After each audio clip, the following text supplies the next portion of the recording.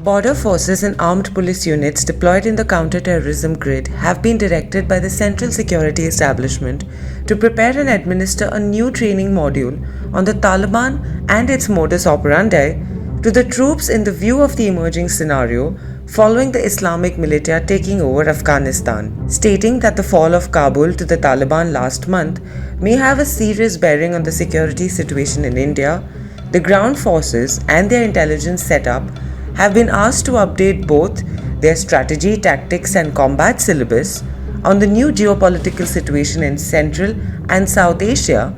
and its grave security implication on India's borders and the hinterland. The directive issued by the security establishment a few days back also envisages a scenario where infiltration from across the border from Pakistan on India's west and illegal entry of terrorist operatives from open fronts in the east may increase, including that by foreign terrorist fighters. Officials in the Central Security Forces and intelligence wings acknowledged the new developments that have taken place in the neighborhood after the Taliban swiftly took over almost all provinces of Afghanistan last month, following the US military retreating from their 20-year war in that country, launched after the 9/11 terror attacks in 2001 in their country. A senior officer told PTI that the existing training module of border guarding forces like the BSF and SSB, state police units, and those involved in counter-terrorist duties like the CRPF and Jammu and Kashmir Police have an existing title, Changing Dynamics of Border Management. This included information on the Taliban as well, but it was not updated.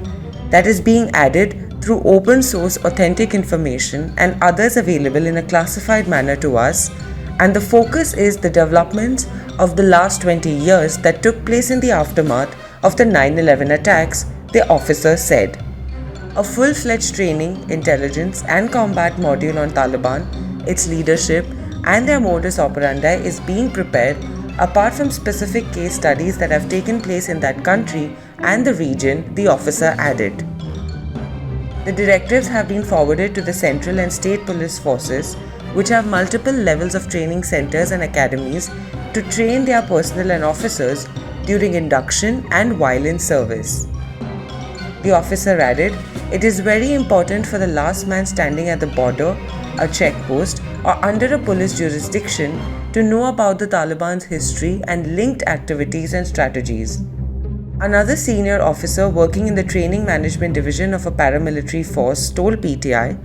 "Senior and top commanders of the security forces may know most of the things about Afghanistan and Taliban situation, but they draw their operational strength from the troops or the constable standing on ground. They need to be well informed." At least one such session has been conducted in two central forces post the issuance of the new directives, while a webinar for all these forces is being planned in a combined manner to be held later this month, a Union Home Ministry official told the news agency. A third officer said the latest directions make it clear that such sessions should also be held for the troops and commanding officers on the ground during daily operational briefing sessions in their area of development, and case studies on the Taliban are being prepared in local and vernacular languages for the troops. The security forces are also enhancing their training quota of personnel for understanding IEDs and VBIEDs.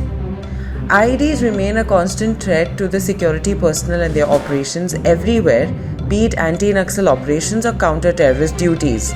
However, for those deployed in the Kashmir Valley, knowing IEDs and VBIEDs, their detection and crippling is very important post the Afghanistan development, one of the officers cited above said, and referred to the fatal and non-fatal casualties suffered by the NATO forces from IEDs in Afghanistan.